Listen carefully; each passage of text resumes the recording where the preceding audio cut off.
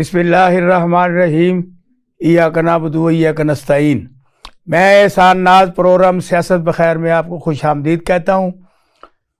پاکستان اور ایران کے درمیان یہ جو کچھ جھڑپیں ہوئی ہیں اس میں ابھی تک نہ تو ایران نے کسی قسم کی کلیئرٹی دی ہے اور پاکستان نے یہ کہا ہے کہ ہمارے وہاں کچھ لوگ بیٹھے تھے ان پہ ہم نے اپنا اٹیک کیا ہے، جبکہ جو قوتیں ہیں امریکہ، چائنا اور دیگر ممالک وہ اب بھانت بھانت کی بولیاں بول رہے ہیں۔ اب امریکہ یہ کہہ رہا ہے کہ پاکستان میرا اتحادی ہے، اگر ایران نے اس پر حملہ کیا ہے تو میں اس پہ حملہ کروں گا۔ چائنا یہ کہہ رہا ہے کہ آپ آپس میں بیٹھ کے، آپ دونوں بھائی ہیں، مل بیٹھ کر بات کریں، اور یہی بات ترکیہ نے بھی کی ہے اور دیگر جو ہمارے دوست ممالک ہیں ان کی بات یہ ہے، اور جو یہ چاہتے ہیں کہ پاکستان کا خطہ بھی اور ایران بھی میدان جنگ بنے، وہ ہمیں ہوا دے رہے ہیں، وہ ایک دوسرے کو للکارنے کی بات کر رہے ہیں۔ تو اللہ تعالیٰ کرے کہ یہ دونوں بھائی بیٹھ کر اس مسئلے کو حل کریں، کیونکہ یہ جو آپس میں جنگ ہے یہ تباہی ہے عالم اسلام کے لیے، ایران کے لیے، پاکستان کے لیے اور اقوام عالم کے لیے۔ تو دوسری طرف پاکستان میں الیکشن ہونے جا رہا ہے 8 فروری کو۔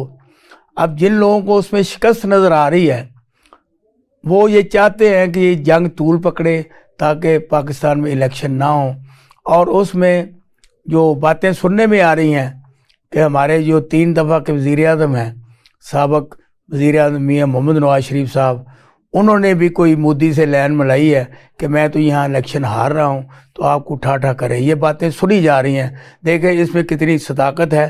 لیکن کیونکہ یہ پہلے ہی لوگ پریڈکٹ کر رہے تھے کہ اگر پاکستان میں نواز شریف الیکشن جیتا ہوا نظر نہیں آیا تو وہ کسی طرح سے بھی ٹھاٹ اٹھا کرا سکتا ہے۔ تو یہ باتیں ساری ہو رہی ہیں۔ اب لاہور میں جو مقابلے ہیں سیاسی طور پر، ان میں ایک بہت بڑا مقابلہ ہے جس میں حمزہ شہباز الیکشن لڑ رہے ہیں، اور ان کے مقابل ہیں محمد مدنی صاحب جنہوں نے پہلے بھی ان کے خلاف الیکشن لڑا تھا۔ ان کا تعلق طریقہ انصاف سے ہے اور یہ بڑے مقتدر رہنما ہیں، انہوں نے ہمیشہ بڑی پارٹی کی خدمت کی ہے۔ ہمارے ساتھ ہمارے پروگرام میں آج وہ بھی مہمان ہیں۔ مدنی صاحب، میں آپ کو خوش آمدید کہتا ہوں۔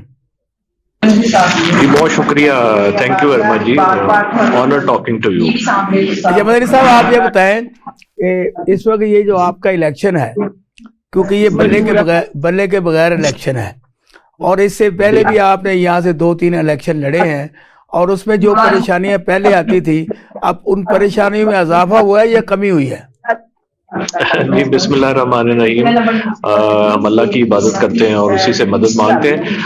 گزارش یہ ہے کہ پہلے تو شکریہ آپ کا، دوسرا یہ ہے کہ جو مقتدر حلقے ہیں اور جو فیصلہ ساز قوتیں ہیں، انہوں نے میں سمجھتا ہوں کروڑوں لوگوں سے ان کا جو بنیادی حق ہے وہ سلب کیا، اور جو ایک آدھی سے زیادہ آبادی جو ہے ان پڑھ ہے، وہ نہیں پڑھ سکتی، اس کے لیے ایک نشان تھا جو بلہ، وہ جو بیسک فنڈامنٹل رائٹ ہے وہ ہم سے چھین، یہ بہت بڑا ظلم ہے۔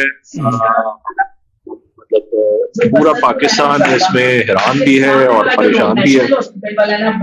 بہرحال ہم کسی طرح بھی اس ظلم کے نظام کے آگے ہتھیار نہیں ڈالیں گے، اور سارے پاکستان میں ہمیں یہ ایسا لگتا ہے کہ بلہ چھین کے ہم حضرت کے ساتھ جہیز کا سامان انہوں نے اپنا بانٹ لیا ہے، اور مطلب کسی کے ہاتھ کچھ ہے، کسی کے ہاتھ کچھ، تماشا بنایا گیا ہے ایک الیکٹورل پروسیس کا، اور برے طریقے سے اس کو ایکسپلائٹ کیا گیا ہے۔ ہمیں اس چیز کی بالکل امید نہیں تھی، اور ہم بڑا افسوس ہے، پوری قوم جو ہے وہ اس پہ ایک طرح سے سراپائی۔ پاکستان میں جتنے بھی الیکشن لڑے جا رہے ہیں نا، ان میں آپ کا بھی ایک حلقہ بہت اس کا ذکر کیا جاتا ہے کہ یہاں پہ بڑا کانٹے دار مقابلہ ہوگا، جبکہ دوسری طرف شہباز شریف صاحب جو ہیں، حمزہ شہباز جو ہیں ان کے بیٹے، وہ یہ کہہ رہے ہیں یہ کوئی الیکشن ہی نہیں ہے، میرے سامنے کوئی بندہ ہی نہیں آیا، میں ان کو 50,000 60,000 ووٹوں کی لیڈ سے شکست دوں گا۔ اس بارے میں آپ کی کیا رائے ہے؟ دیکھیں پاکستان کی تاریخ بھی اس کی گواہ ہے اور دنیا کی تاریخ گواہ ہے. ہر زمانے کا جو آنے والے جو اپنے آپ کو فرعون سمجھتے ہیں اور سمجھتے ہیں کہ وہ خدائی طاقتیں رکھتے ہیں اور وہ عوام کو, اللہ کی مخلوق کو بھیڑ بکریاں اور کیڑے مکوڑے سمجھتے ہیں.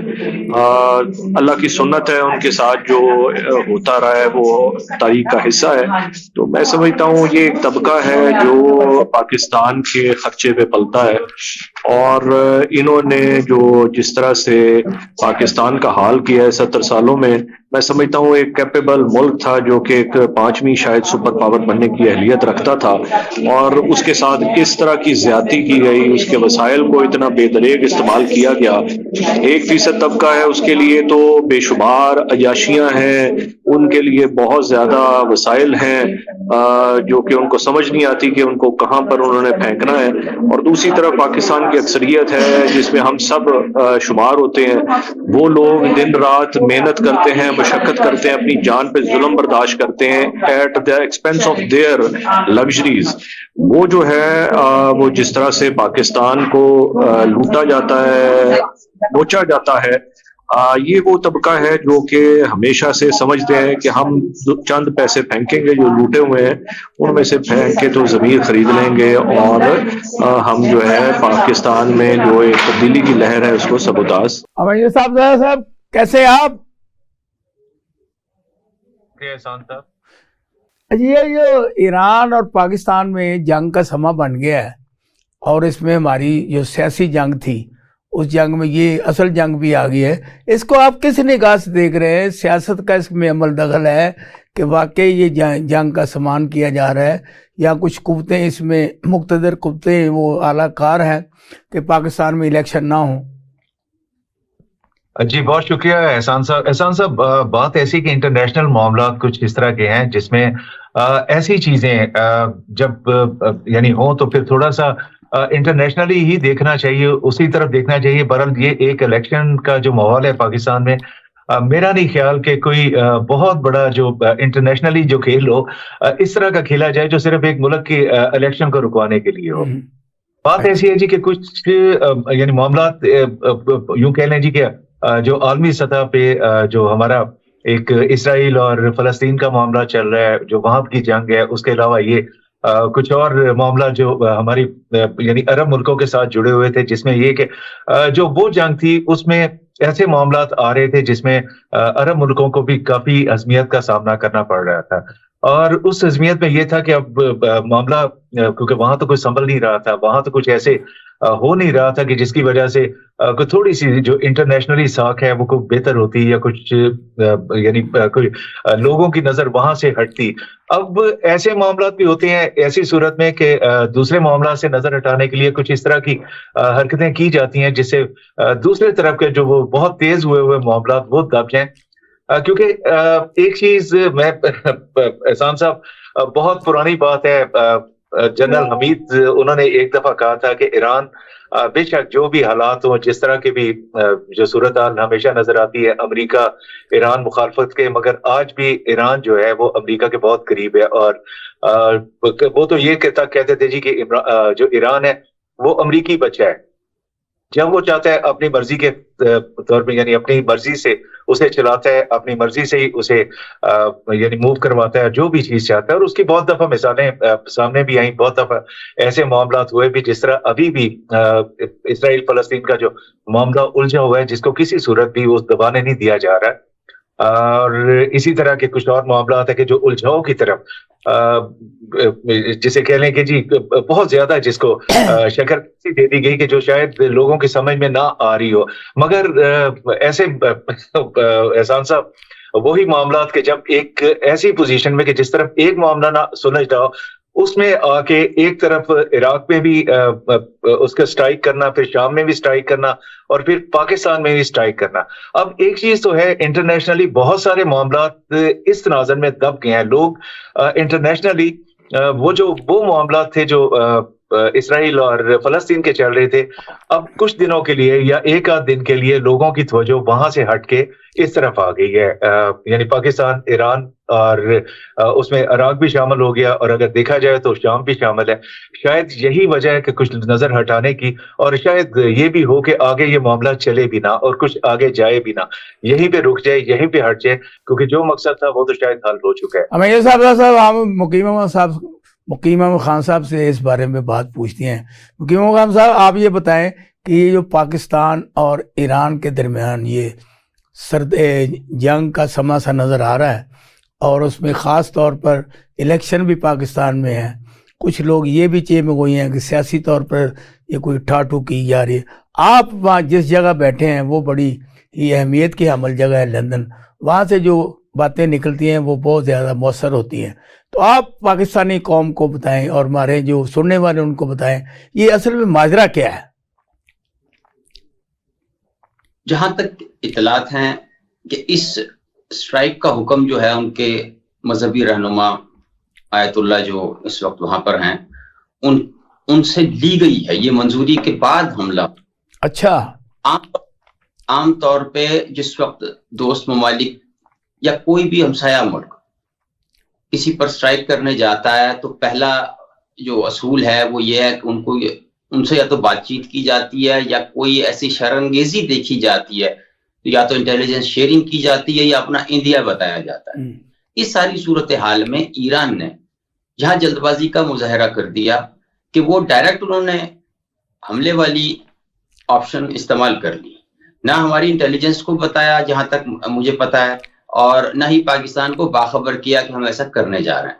اچھا، اب اس میں جو میری ذاتی جو پریشانی ہے اس میں میں آپ کو بھی شامل کروں تو آپ بھی کچھ نہ کچھ پریشان ہو جائیں گے۔ وہ یہ ہے کہ حملہ ہونا بڑی بات نہیں ہے، حملے کا نہ روکے جانا بڑی بات ہے۔ کہ یہ حملہ ہوا تو ہماری جو دفاعی طاقتیں اور دفاعی جو ہمارے وسائل ہیں، کیا وہ اس قابل نہیں تھے کہ اس ڈرون اور راکٹ حملے کو روک سکتے؟ ایک دوسری بات یہ ہے کہ ہمیں پتہ کیوں نہیں لگا، دو، اور تیسرا یہ ہے ہماری خارجہ پالیسی کی ناکامی، کہ کیا ہمارے تعلقات اتنے کشیدہ تھے کہ وہ حملے کی طرف چلے گئے، انہوں نے ہمیں بتانا مناسب نہیں سمجھا، ہمارے انٹریکٹ نہیں کیا، کوئی انٹیلیجنس شیئرنگ نہیں کی، ٹھیک ہے۔ اب وہ دونوں جانب سے یہی باتیں کی جا رہی ہیں کہ جو ہم ڈوزیے دیتے تھے، ہم نے ڈوزیے دیے تھے۔ اچھا، یہ تو چلو ایک پولیٹیکل بات ہو گئی یا میڈیا کو فیڈ کرنے والا ایلیمنٹ ہو گیا۔ اب یہ ہے کہ پاکستان نے جو پریسائز قسم کا جواب دیا 36 گھنٹوں کے اندر، بلکہ اچھا اس میں وہ بھی پاکستان نے اپنی استعداد کا مظاہرہ کیا، اس میں وہی پریسائز اٹیک تھا اور ٹو دی پوائنٹ تھا، وداؤٹ ہٹنگ اینی سیویلین یا irrelevant بلڈنگ اور اینی تھنگ یا کوئی انفراسٹرکچر۔ ایک پہلو اپنا کیا لفظ اس کے لیے استعمال کروں کہ اگر یہ وہ پہلو جو نیگیٹو نہیں ہے، یوں کہہ لوں، اگر میں پازیٹیو نہ استعمال کرنا چاہوں، وہ یہ ہے کہ ایران نے سرکاری طور پہ یہ کہا کہ جی 10 لوگ پاکستان نے ہٹ کیے، ان میں سے ایک بھی ایرانی نہیں تھا۔ ایک پاکستان کا موقف درست ثابت ہو گیا کہ غیر ایرانی لوگ وہاں پہ موجود تھے۔ یہ ایران کے سرکاری جو پریس ریلیز ہے اس سے میں اخذ کر رہا ہوں۔ ٹھیک، اچھا، تو یہاں تک تو ہم ٹھیک ہو گئے کہ پاکستان کا کہنا درست ثابت ہوا۔ ایران نے ایک پاکستان کے ساتھ مذمت نہیں کی، دوسرا حملے کے بعد رات کو ان کے وزیر خارجہ نے پاکستان کے وزیر خارجہ سے گفتگو کیا، they were trying to solve it۔ دوسرا یہ یہاں تک یہ چیزیں یہ ظاہر کرتی ہیں کہ وہ شاید پچھتا رہے ہیں کہ وہ شاید ہم نے جلد بازی میں حملہ کر دیا۔ they tried to solve it، they tried to explain، which is a good thing۔ اب اس کو بڑھاوا دینا اور خام خواہ پیٹرول ڈالنے والی باتیں کرنا اور ہلا کرنا، یہ بڑی بے وقوفانہ حرکت ہوتی ہے کہ ہمارے سوشل میڈیا پہ لوگ فوراً تلواریں لے کے باہر نکل آئے جیسے پتہ نہیں کوئی جناب کو صلیبی جنگ شروع ہو گئی. وہ اللہ کے بندو، اس قسم کے ایلیمنٹ جو ہیں ہمارے یہاں بھی ہیں اور ان کے یہاں بھی ہیں. صحیح بات. اور انہوں نے کہا کہ جی ہم نے جیش العدل کو اٹیک کیا، جو ایک سنی گروپ ہے جو ان کے ساتھ برسر پیکار ہے. ہم یہ کہہ رہے ہیں کہ وہ بلوچستان لبریشن آرمی اور بلوچستان لبریشن فرنٹ کے لوگ تھے جو وہاں پہ موجود تھے. تو بات یہ ہے کہ اس میں بڑے یہ مقیم صاحب آپ نے جو بات کی ہے نا کہ پاکستان پر حملہ اور اس کو نہ روکنا، یہ ہماری خارجہ پالیسی بھی پر بھی سوالیہ نشان ہے، اور ہماری جو قوت ہے، ہماری جو افواج ہے، اس پہ بھی نشان ہے. آپ اس بارے میں یہ بتائیں کہ انہوں دونوں نے، ہماری حکومت نے اور افواج پاکستان نے بھی کسی قسم کا ابھی تک کوئی ایسا واضح بیان جاری نہیں کیا کہ ہم کیوں نہیں روک سکے، یا ہم کیوں نہیں سیاسی طور پر اس کو آپس میں نیگوشیٹ کر سکے. اب یہ دیکھیے، یعنی میں ایک ڈیفینس سے ریلیٹڈ آدمی نہیں ہوں، میں ایک طالب علم ہوں، اور میں نے بات نوٹس کی وہ میں نے آپ کے خدمت میں پیش کر دی. اب یہ ہے کہ جو سنجیدہ لوگ اور جو پوزیشنز پر لوگ ہیں جن کی جواب دہی ہو رہی ہے اور ہونی چاہیے، اور تو وہ یہ انویسٹیگیٹ ہو رہی ہیں ساری چیزیں. ہر چیز جو ہے اسکریچ سے اس کی تحقیق ہو رہی ہے کہ کیا چیز استعمال ہوئی، کیسے حملہ ہوا، کون سا ریڈار ہونا چاہیے تھا اور کون سا نہیں، کیا ریڈار آن تھے یا نہیں. دوسرا یہ جو ڈرونز ہیں آج کل جو آئے ہوئے ہیں، یہ ریڈار پر دیکھے نہیں جا سکتے. اچھا مقیم صاحب، پاکستان میں جو ریلیٹڈ باتیں ہو رہی ہیں کہ یہ حملہ نواز شریف نے کرایا ہے یا الیکشن کو روکنے کے لیے ہے، آپ کے پاس بھی کوئی خبر ایسی پہنچی ہے؟ نہیں سر، ایسی کوئی بات میں کم از کم اس پر آمنا و صدقنا نہیں کہوں گا. اس کی وجہ یہ ہے کہ یہ ایک انہوں نے، اچھا میں گزارش کرنا چاہوں گا کہ اسی دن یا اس سے پہلے ایران نے شام میں اور عراق میں بھی کچھ گروپس کو اٹیک کیا. مطلب آؤٹ رائٹ ایک پالیسی شاید بنا لی کہ جہاں جہاں سے ہمیں کوئی ایسا ایلیمنٹ دکھا ہم نے اٹیک کر دیا. اب پرابلم اس میں یہ ہے، اور یہ ہمارے لیے بھی پرابلم ہے، ایک ہمارے ایران کے لیے یا افغانستان کے لیے نہیں ہے. ہم ہمیشہ سے یہ کہتے ہیں کہ ہمارے کسی ہمسائے کی سرزمین ہمارے خلاف استعمال نہ ہو، اگر ہوگی تو ہم اندر جا کے ماریں گے. یہ دیکھیں نا، اب یہی چیز ہمارے خلاف استعمال ہو سکتی ہے. نہیں آپ دیکھیں نا کہ پہلے انڈیا نے بھی ہمارے گھس کے حملہ کیا تھا نا، جس کے جواب میں ہم نے چائے پلا کے ان کو بھیجا تھا. یہ اسی طریقے کا یہ بھی وہ حملہ تھا جس طرح کا طریقے کا یہ ہے. تو لیکن ہم اس دفعہ نہ چائے پلا سکے ان کو، نہ ان کو روک سکے.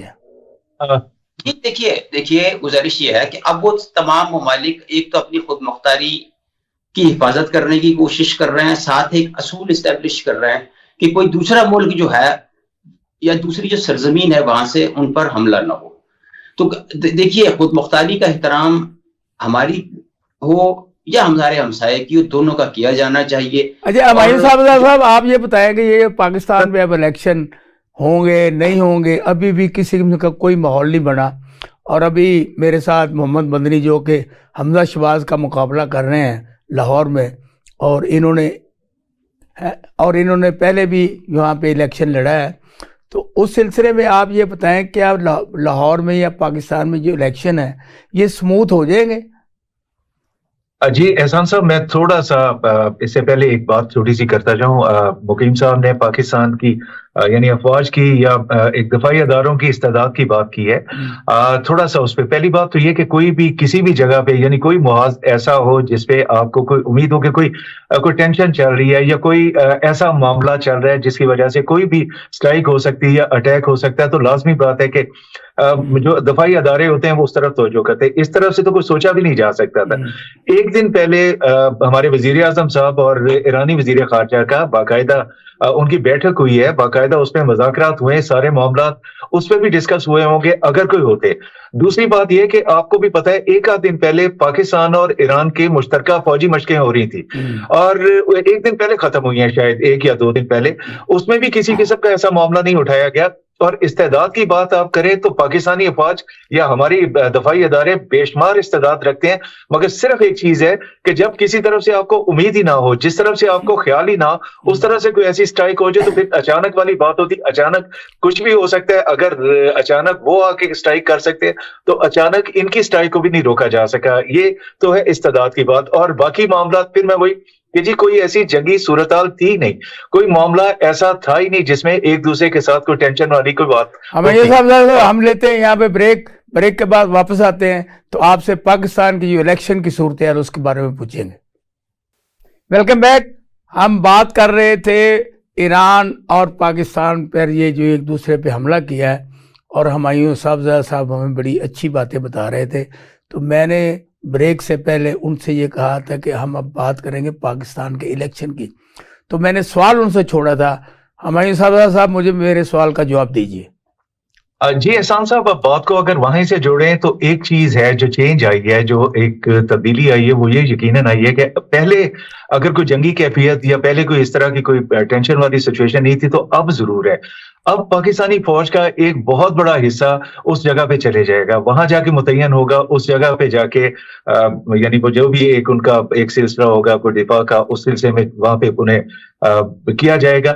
اور اس کا اثر یہ ضرور نکل سکتا ہے کہ جو الیکشن میں ہماری فوج کو مدد کے لیے طلب کیا جاتا تھا، اور فوج کے زیر اثر جو الیکشن ہوتا تھا یا انہی کی نگرانی میں ہوتا تھا، اس کے بغیر تو آج تک ہوا ہی نہیں. کبھی بھی عام فورسز جو آپ کی پولیس ہے یا باقی فورسز ہیں، وہ کبھی بھی الیکشن کو اس طرح سے ہینڈل نہیں کر سکتی جس طرح فوج نے کیا. اب یہ ہو سکتا ہے کہ فوج شاید اس سے معذرت کرے، اور یہ صورتحال ایک وقتی طور پہ ضرور بنے کہ جی اس کے الیکشن کا التوا کا سلسلہ یا اس طرح کا کوئی بنے جس میں یہ چیز ہو کہ جی فوج یعنی الیکشن خدمات نہیں دے سکتی. اور یہ ایک میجر بات ہو سکتی ہے جو الیکشن کے التوا کا ہو.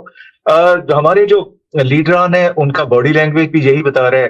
آپ دیکھیں ایک بالکل ہی ایک ایسا یعنی کورٹ سے فیصلہ آیا، اور اس کے بعد ہمارے جو مستقبل کے وزیر اعظم جو بظاہر نظر آ رہے ہیں، انہوں نے ایک دم اس فیصلے کے بعد چھلانگ لگا دی الیکشن کمپین میں. جو حافظ آباد میں شاید جلسہ ہوا ہے، وہاں بھی انہوں نے 10 منٹ سے زیادہ انہوں نے اپنی کمپین نہیں کی، انہوں نے یعنی اپنی تقریر نہیں کی. اور آج کا پتہ چلا ہے جی کہ ملتان کے کسی شہر میں ان کا کوئی جلسہ ہے جس میں وہ جا ہی نہیں رہے. تو شاید یہ کچھ شواہد یا یہ کچھ ایسی چیزیں جو یعنی جیسے کہتے ہیں نا جی کہ کسی اور کو پتا ہو یا نہ ہو، ان کو ضرور پتا ہے آگے کیا ہونے والا ہے. تو یہ کم از کم کچھ اشارے نظر آ رہے ہیں جی جو شاید الیکشن کا التوا یا اس طرح کی کوئی باتیں ہوں یا اس طرح کی وجہ بنے. اور ایک ٹھوس وجہ تو ہے نا جی کہ فوج کا عدم دستیابی، فوج کا دستیاب نہ ہونا، یہ اثر ہو سکتا ہے اگر تھوڑی سی بھی ٹینشن یا کوئی اس طرح کا معاملہ ہوا. مگر مجھے امید ہے کہ وہاں پہ شاید آگے معاملہ اس طرح تو نہ چلے جو کوئی جنگی صورتحال بنے، مگر قدم کے طور پہ شاید ہماری فوج. صاحب آپ یہ بتائیں، یہ جو بھی بات ابھی ہمایوں صاحب نے کی ہے، فیکٹ ہے اگر فوج ہی نہیں ہوگی تو الیکشن کیسے ہوں گے؟ کیونکہ یہ پہلے کئی دفعہ یہ حربے آزمائے جا چکے ہیں کہ کبھی پیسے نہیں دیے جاتے، کبھی الیکشن کمیشن کو عملہ نہیں ملتا، یہ ساری صورتحال ہوتی ہے. تو کیا آپ بھی یہ دیکھ رہے ہیں کہ یہ اگر معاملات ہوئے تو پاکستان میں الیکشن نہیں ہوں گے؟ جو ایکچوئل پوزیشن ہے کہ الیکشن کمیشن نے، اگر میری یادداشت صحیح کام کر رہی ہے، میرا خیال 2.5 لاکھ دفاعی پرسنل مانگا ہے. صحیح. تو اس کے بغیر تو یہ ہونا بڑا مشکل ہو جائے گا. اچھا، اب یہ ہے کہ جو بارڈر ہے پاکستان اور ایران کا وہ 900 کلومیٹر طویل ہے. ٹھیک. 6 اضلاع بلوچستان کے ہیں وہ جو ایران کی بارڈر سے متصل ہیں. رائٹ. تو صورتحال کی سنجیدگی یہاں سے میجر کی جا سکتی ہے. اور میں یہ امید کر رہا ہوں کہ شاید یہ ہمارے ہائی لیول پر یہ اس پوزیشن کو ڈیفیوز کر لیا جائے گا. اس کی وجہ یہ ہے کہ ایران خالی یہیں پہ انوالو نہیں ہوا، وہ اس کے چاروں طرف جو ہے اس کے دشمن اس کی تاک لگائے بیٹھے ہیں، انہیں بھی پتا ہے، اور وہ اس کو جھیل رہا ہے 40 سال سے. تو اب یہ محاذ کھول کے وہ اپنی کمزوری کو ظاہر کر دیں گے، کیونکہ امریکہ اور اسرائیل میں تو بغلیں بجانی شروع کر دیں لوگوں نے کہ لو جی وہ پاکستان کے ساتھ اس نے سنگ پھنسا لیے. تو الٹیمیٹلی یہ ان کو بیک فائر کر جائے گا. پھر یہ ہے کہ مڈل ایسٹ میں جو عرب عجم کی تقسیم ہے، اس میں سے جو اینٹی ایران یا ایران کے خلاف بغض رکھنے والے ملک ہیں، وہ ان کی خوشی بھی دیکھنے کے قابل نظر آ رہی ہے اس وقت. ان کے جو بیانات آ رہے ہیں تو وہ سارا جو پرو امریکن بلاک ہے وہ وہاں پہ تو اس کو بڑے انٹرسٹ کے ساتھ واچ کیا جا رہا ہے کہ کام بڑھے صحیح اور ہماری دکانداری شروع ہو جائے. تو دونوں ممالک جو ہے میرا خیال ہے ہوش کے ناخن لیں گے اور اس کو ڈیفیوز کر لیا جائے گا. اور یہ بہت جلدی ہمیں اس پہ جمپ کرنے کی ضرورت نہیں ہے. یہ اسٹینڈرڈ پروٹوکولز ہوتے ہیں جیسے سلامتی کمیٹی کا اجلاس ہے. صاحب آپ پاکستان کے الیکشن پہ آ جائیں ذرا. اب یہ جو ساری باتیں ریلیٹڈ ہیں اس کے باوجود جیسے جو کچھ پی ٹی آئی کے ساتھ کیا جا رہا ہے, بننے کے بعد وہ اپنے جہیز کا سامان سارا بانٹ دیا انہوں نے پورے پی ٹی آئی میں, کیا اس کے اثرات جو ہیں یہ بھی اور یہ جنگ اور یہ جو ساری ملی عوام کا غم و غصہ اور بڑھ گیا ہے یا کہ وہ سموتھ سارے معاملات ہو جائیں گے؟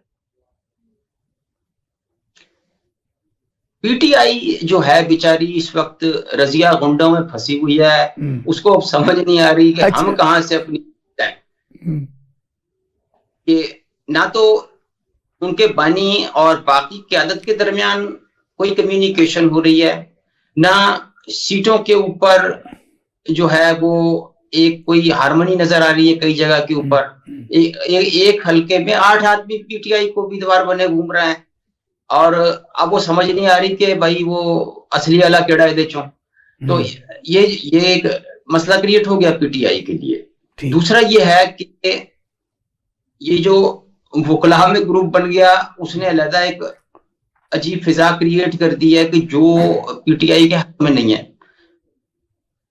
پی ٹی آئی کو جو چاہیے تھا کہ وہ کیمپین چلاتے, وہ کیمپین چلانے کی بجائے ایک دوسرے کے بال نوچ رہے ہیں. صاحب اب پی ٹی آئی نے بھی ہفتے سے یعنی کل سے اپنی کمپین چلانے کا اعلان کیا ہے, لیکن اس سے قبل دیکھنے میں یہ ہے کہ ابھی یہ فیصل آباد میں بھی ایک ایم پی کے کینڈیڈیٹ تھے, یہ سابق وزیر تھے, ان کو جب وہ کچہری سے نکلے تو ان کو گرفتار, اور جس طریقے سے گرفتار کیا گیا ہے نا وہ منظر بڑا دیکھنے والے تھا. جب ایسے ہوگا تو یہ پاکستان تحریک انصاف کیسے کمپین چلائے گی؟ اس بارے میں آپ یہ بتائیں کہ کیا آپ صورتحال منظرنامہ کیا دیکھ رہے ہیں آپ؟ احسان صاحب یعنی آج مقیم صاحب بھی باہر بیٹھے ہیں, میں بھی باہر بیٹھا ہوں. ایمانداری کی بات ہے, پہلے تو بات سیدھی سی ہے کہ اس کو الیکشن کہنا ہی بہت بڑی زیادتی ہے. بہت بڑا ایک مذاق ہے اس کو الیکشن کہنا. الیکشن ہوتا ہے دو پارٹیوں کے درمیان, دو کوئی بھی اگر آپ لڑائی بھی کہہ لیں تو دو پہلوانوں کی بات ہوتی ہے. یہاں تو بات ہی کوئی نہیں. ٹیکنیکلی پی ٹی آئی میدان میں نہیں ہے, وہ عدالتی فیصلے کے تحت پی ٹی آئی اب اس کا وجود نہ تو پرچی پہ ہے, نہ کسی کمپین پہ ہے, نہ کسی جگہ پہ, اور اسی طرح بلے کا بھی نشان اڑ چکا ہے. اب اگر دیکھا جائے تو میدان میں یعنی پاکستان میں سندھ کو اور دوسری جگہ اپنی جگہ کے جی وہاں پہ کچھ ہیں لوگ. جو فیصلہ کن جو ایک جگہ ہے وہ ہے پنجاب. پنجاب میں آپ کو ایک ہی پہلوان کے علاوہ کوئی نظر نہیں آ رہا. بلاول بھٹو زرداری 127 سے خود الیکشن لڑ رہے ہیں, کمال کرتے ہیں آپ. سر بات یہ ہے کہ پیپلز پارٹی کی خاموشی زیادہ معنی خیز ہے. یہی تو ایک معاملہ ہے کہ پیپلز پارٹی بھی میدان میں نہیں ہے. اس نے اپنے آپ کو بالکل ہی سائڈ پہ رکھ لیا. اگر کوئی 30-40 امیدوار کھڑے کرے گی بھی پنجاب سے تو 30-40 کی کیا بنے گی اس کی. اس لیے میں کہتا ہوں کہ اس کو الیکشن کہنا بڑا زیادتی والی بات ہے, بہت ہی غلط. کیونکہ آگے جس جماعت کو ہونا چاہیے تھا, جو پنجاب میں ایک دوسری بڑی طاقت یا پہلی بڑی طاقت ہے, اس کو تو حق ہی نہیں دیا جا رہا, اس کو تو میدان میں آنا ہی نہیں. اب الیکشن ہے کس کا؟ ایک طرف مسلم لیگ ہے, دوسری طرف پتہ نہیں کون ہے, پتہ ہی نہیں کون ہے. اب اس کے اگر 8 امیدوار اگر پی ٹی آئی کے ساتھ جڑیں گے بھی تو آپ کس طرح جوڑ سکتے ہیں, کس طرح اپنے آپ کو کہہ سکتے ہیں؟ کوئی بھی جماعت اپنے نشان سے پہچانی جاتی ہے, اپنے نشان سے الیکشن لڑتی ہے. اور یہ سارے وہ لوگ ہیں جو الیکشن لڑ کے اگر آ بھی گئے تو کل کو آپ کو پتہ ہے ان میں سے کتنے پرسنٹ ہے, سوائے 2-3 لوگوں کے اگر وہ جیت بھی گئے, 2-3 لوگوں کے کوئی بھی پی ٹی آئی کے ساتھ کھڑا نہیں ہوگا. یہ وہ لوگ ہیں جو اس صاحب اب مریم نواز تو بڑی زبردست کمپین چلا رہی ہے, اور وہ جس جگہ جاتی ہے وہاں پہ اس کو سامنا کرنا پڑتا ہے کہ نواز شریف چور ہے, مریم چور ہے, سارا ٹبر چور ہے. اور یہ جو سانحہ ہوا تھا منہاج القرآن والا, ان کی خواتین نے تو ڈائریکٹ اس کو پکڑا آگے اس کے حلقے میں کہ آپ اتنے ظالم ہیں کہ آپ نے ہمارے جو حاملہ خواتین تھی ان کو بھی گولیاں چلوا دی, جس کا وہ جواب نہیں دے سکی, اور پھر وہ بھاگ گئی وہاں سے.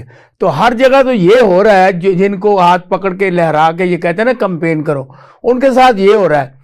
تو اب یہ بتائیں آپ کہ یہ اسی صورتحال میں اگر الیکشن ہوتے ہیں تو کیا کوئی قبول کرے گا؟ اب احسان صاحب یہی تو بات کا بار بار ہم یہی تو رو رہے ہیں، یہی تو چیخ رہے ہیں کہ عوامی غم و غصہ یقیناً نکلے گا، عوام اپنا غصے کا اظہار کرے گی، اور جب یہ بہت زیادہ ہو جائے گا تو وہ کسی اور صورت میں بھی نکلنا شروع ہو سکتا ہے، جس سے بچنا چاہیے، جس سے ہٹنا چاہیے، اور ایسی پوزیشن میں نہیں جانا چاہیے۔ اس ملک کو اب میرا خیال ہے کہ یہ متحمل نہیں ہو سکتا کچھ ایسے معاملات۔ جہاں تک یہ الیکشن ہے، بہت دیر سے ہم تو کہہ رہے ہیں جی کہ یہ اس کے بعد اگر یہ الیکشن ہو بھی جاتا ہے، ایک پارٹی جس کو آپ پوری طرح سے آپ شیلٹر دے رہے ہیں، اس کو جتانے کی کوشش کر رہے ہیں، اس کو جتا کے اگر آپ لے بھی آتے ہیں تو 2 یا 3 مہینے کے بعد یہاں پہ دھرنے شروع ہو جائیں گے، یہاں پہ باقی معاملہ شروع ہو جائیں گے۔ اب ایک لیڈر ہے، اس کو الیکشن تک تو آپ روک لیں گے، اور کتنی دیر تک اسے روکے رکھیں گے؟ بات ایسی ہے جی کہ یہ جب اس کا اور زیادہ غم و غصہ نکلے گا تو بہت زیادہ حالات بگڑ سکتے ہیں۔ نہیں صاحب میری ایک گزارش ہے، اب جیسے کہ سپریم کورٹ نے جو فیصلہ دیا، اب لوگوں نے جس طریقے پہ قاضی فائز عیسی صاحب کے بارے میں بات کی یا فیصلے کے بارے، یہ پہلے بھی ہم دیکھتے رہے ہیں کہ جو فریق جس کو خلاف فیصلہ آتا ہے وہ اگینسٹ بات کرتے ہیں۔ اب انہوں نے ایک جوڈیشل کمیٹی انکوائری کمیٹی بنا دی ہے کہ جو بندہ اس کے خلاف بات کرے ان کو سزا دی جائے۔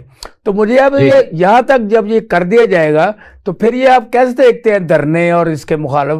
وہ تو بادشاہ سلامت بیٹھ گئے۔ احسان صاحب جب عوامی یعنی ایک سیلاب آتا ہے تو پھر وہ کسی چیز کا محتاج نہیں ہوتا، کبھی نہیں رکتا۔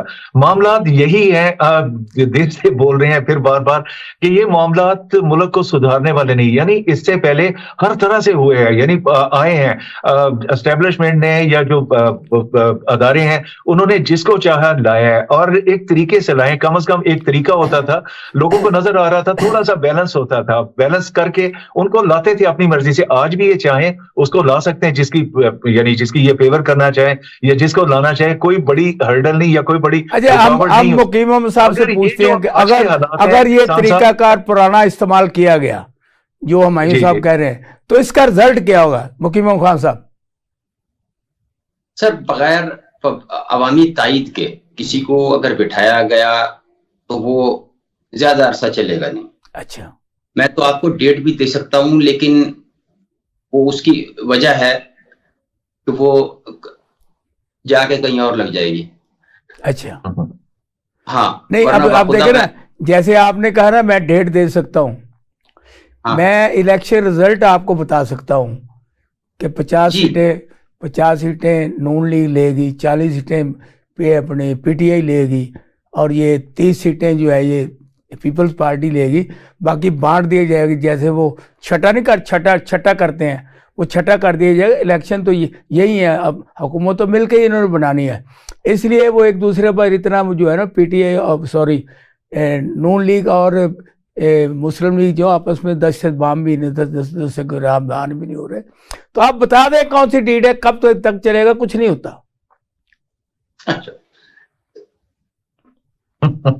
تو 2 سال نہیں گزارے تھی، یوں سمجھ لیں۔ اچھا، تو پھر کیا ہوگا؟ بس پھر وہ جوتیوں میں تو دال بٹتی ہے، آپ 3 مہینے بعد ہی دیکھ لیں گے، لیکن یہ کہ وہ کام جا کے پڑے گا 18ویں مہینے میں۔ اچھا، اور 24 مہینے حکومت پوری نہیں کرے گی۔ اب اس کے اب اگر آپ یہ جو پولرائزیشن ہو رہی ہے اور جس طریقے سے ڈویژن کی طرف آپ نے اشارہ کیا ہے، اس کو دیکھتے ہیں تو بڑی عجیب صورتحال کریٹ ہو رہی ہے کہ کیا ہماری سیاسی طاقتوں اور دیگر طاقتوں کی مرضی یہ ہے کہ کوئی بھی آدمی آؤٹ رائٹ میجورٹی کے ساتھ حکومت میں نہ آ سکے، یہ اسی طرح آپس میں لڑتے رہیں، جوتیوں میں دال بٹتی رہے، اور ہمارے پاس پاکٹس میں رنگ برنگے نمونے آپ کی نگاہ میں جس وقت بھی کسی حکمران کو پاکستان میں 2/3 میجارٹی ملی ہے تو اس کا رزلٹ کیا نکلا ہے؟ اس کا دیکھیے، ہمارے ہاں میجورٹی لینے کا مقصد یہ ہوتا ہے بلڈوزر چلا دو، یہ نہیں ہوتا کہ پھر وہ امیر المومنین بننے والی سوچ ڈیولپ ہو جاتی ہے کہ بس اب میرے آگے نہ تو کوئی بولے گا نہ میرے علاوہ کسی۔ اب آپ کو یاد ہے نا کہ میاں نواز شریف جب 2/3 میجارٹی کے ساتھ تھے نا، آئی جی آئی بنی تھی جس میں انہوں نے لوگوں کو پیسے بھی دیے تھے اپنے آئی ایس آئی کی طرف سے، تو اس میں پھر میاں خورشید قصوری نے इस चीज़ के खिलाफ ईवान में उठ के बोले थे और इस्तीफा दिया था अमीरुल मोमिनीन बनने के बारे में, और पूरे ईवान में सिर्फ एक ही खुर्शीद कसूरी थे जिन्होंने इस्तीफा दिया था। तो अब ये कह रहे हैं ना आप 18 महीने बाद या 2 साल बाद ये क़ुव्वत ऐसे बनेगी, तो आप देखते हैं कि खुर्शीद कसूरी जैसे और लोग भी ज़्यादा होंगे, ये एक आधा आदमी होगा इनकी मुखालफत में। इतना महंगा इलेक्शन है, इतनी बड़ी सरमायाकारी करके ज़मीर को जागता हुआ कोई नहीं छोड़ता। क्या आपका मत जिसने 20-25 करोड़ रुपए लगा के इलेक्शन जीता है और वो साल सवा साल के बाद मुक़्तदरा को चैलेंज कर दे, सवाल ही पैदा नहीं होता। तो अब आप भूल जाएं, वो वक्त चले गए कि जब कोई नजरियात के ऊपर खड़ा हो जाता था या कोई हक सच की बात कर लेता था। अब तो वक्त यह है कि डंग टपाओ और वक्त गुजारो। तो ऐसी सूरत हाल है आपके सामने कि ये अब इस वक्त लोगों को अपनी पड़ी हुई है, या अवाम के को अपने मसाइल जीने नहीं दे रहे, सियासतदानों की बका की जंग है और उनको तो अपनी सर्वाइवल मुश्किल हो रही है। वो हर आदमी जो है इस वक्त वो सरेंडर वाली ज़हनी कैफियत से गुजर रहा है। नहीं मुकम्मल साहब, आपकी बात ये सारी दुरुस्त है, लेकिन फिर भी डुग तो बुझाई आ रही है ना। अब देखो ना, ये नूरा कुश्ती जो है पीपल पार्टी और नून लीग की, कभी नून लीग की तरफ से कुछ गोला दाग दिया जाता है, कभी मरीम नवाज की तरफ से बात कर दी जाती है, ना नवाज शरीफ बात करता है ना जरदारी बात करता है। और इसी तरह बाकी जो है अब ये निगरान हुकूमत कर देख लें, वो सारी के सारी पीटी के खिलाफ बात करती है, ना पीपल पार्टी की बात करती है, ना नून लीग की बात करती है। अब पंजाब में जो कोई खेल खेला जा रहा है और जो गिरफ्तारियां यहाँ पे होती हैं, इसमें मुझे अब इसके बावजूद भी जो लोग अपना सर निकालते हैं और कफन सर पर बांध के निकलते हैं, क्या अवाम ने कभी उन लोगों की भी बात में याद रखा है? देखिए, ये तारीख भरी पड़ी है। हम आज तक कसीदे पढ़ते हैं, कोई दुल्ला भट्टी को अपना हीरो बताता है, वो हसन नासिर की करता है जी, पीपुल्स पार्टी वाले भुट्टो की शहादत की कस्में खाते हैं, और इसी तरह बेशुमार दास्तानें हैं हमारे यहाँ भी और हमारे सर्कल से बाहर भी। मगर प्रॉब्लम ये है कि वक्त वो फैसला देगा या उसका मुअर्रिख फैसला देगा। या माया साहब, आप ये बताएं कि आप, क्योंकि जो भी पाकिस्तानी फॉरेन कंट्री में बैठा है उसका हर वक्त दिल धड़कता है पाकिस्तान के साथ, और उसकी निगाह आती है, और ख़ास तौर पर आप जैसे जो शख्सियात हैं जो प्रोग्राम भी करते हैं, एनालिस्ट भी हैं, मेल मुलाकात भी है, जब ये इतना बड़ा नुकसान होता हुआ आप देख रहे हैं, तो ये आप नहीं चाहते कि ये जो 47 अरब या 57 अरब रुपया इलेक्शन पे खर्च किया जा रहा है और इस तरीके से ये आवाज़ें उठ रही हैं, ऐसे होने से क्या फ़ायदा होता है? सब कुछ भी नहीं, ये एक ज़िया है कौम के पैसे का और कौमी सरमाए का एक ज़िया है। और आपने एक बड़ा खूबसूरत अभी सवाल किया कि जो यानी जो निकलते सर पे कफन बांध के और उनको याद रखा क्यों नहीं जाता है या क्यों नहीं ऐसा होता। अब सर पे कफन बांध के ऐसा देखा गया जी कि जब कोई जलसा होता है तो 80,000 के करीब 70,000 के करीब वो सर पे कफन बांध के मिट्टी के मादू बैठे होते हैं। कसूरवार जब हम देखें तो यानी कसूर कभी उस सियासतदान का निकालते हैं, कभी उस सियासतदान का, कभी उस सियासतदान का। ये जो कफन बांध के ये जो एक रोटी की प्लेट पे या बिरयानी की प्लेट पे निकलते, इनका कभी हमने नहीं देखा कि इनका कसूर क्या है, इनका कितना बड़ा इसमें हाथ है। जितनी देर तक यानी जिम्मेदारी ये लोग नहीं लेंगे उतनी देर तक तो जिम्मेदारी किसी पे भी नहीं डाली जा सकती। कोई भी आएगा बेवकूफ बनाएगा और करेगा। मैं फिर यानी एक जरूर सवाल मैं करना चाह रहा था मुकीम साहब से, अगर आपकी इजाजत हो। अच्छा। मैं ये जरूर पूछना चाह रहा था, जो कि बहुत ही एक पुराने और तजर्बाकार हैं, बहुत गहरी नजर रखते हैं। एहसान साहब आपसे भी है, चूंकि आपका भी एक मुकाम बहुत बड़ा है। मियां नवाज शरीफ ने कल जो जलसा किया है उसमें हाफिजाबाद में, वहां 10 मिनट तक की है। आज मुल्तान के किसी शहर में उनका जलसा है जहां से उन्होंने अपना नाम वापस ले लिया है। मैं सिर्फ ये पूछना चाहता हूं कि ये कॉन्फिडेंस है या ये बात है कि उन्हें भी कुछ नहीं नजर आ रहा। जरूर इसका सवाल का जवाब मैं दोनों से चाहूंगा कि ये बात तो या तो कॉन्फिडेंस है बहुत ज्यादा जी कि मुझे जरूरत नहीं है। मुकीम अहमद साहब आप जवाब दें इसका। دیکھیں جی، اطلاع تو یہ ہے کہ وہ لیا میں جلسہ تھا اور خرابی صحت اور مصروفیت کی وجہ سے وہ نہیں جا رہے. بہرحال اس میں یا تو ان کو یقین دلا دیا گیا ہے کہ جناب آپ کی تقریر کے بغیر ہی آپ الیکشن جیت جائیں گے ایک، اور یا پھر یہ ہے کہ وہ انہوں نے نوشتہ دیوار پر شاید پڑھ لیا ہے کہ الیکشن نہیں ہوگا. ہاں جی. تو اب دونوں ہی صورتحال ہے، اور بڑا افسوس ہے کہ ہمیں اس پوائنٹ پر بات کرنی پڑ رہی ہے کہ جس سے غیر یقینی کی فضا کو مزید پیٹرول ملے گا. اچھا نہیں، اب دیکھیں نا، اب میری بات سنیں، مریم نواز نے کہا ہے کہ 200 جو یونٹ بجلی ہوگی نا وہاں تک ہم فری دیں گے. اب بلاول بھٹو کہہ رہا ہے کہ 300 تک ہم دیں گے.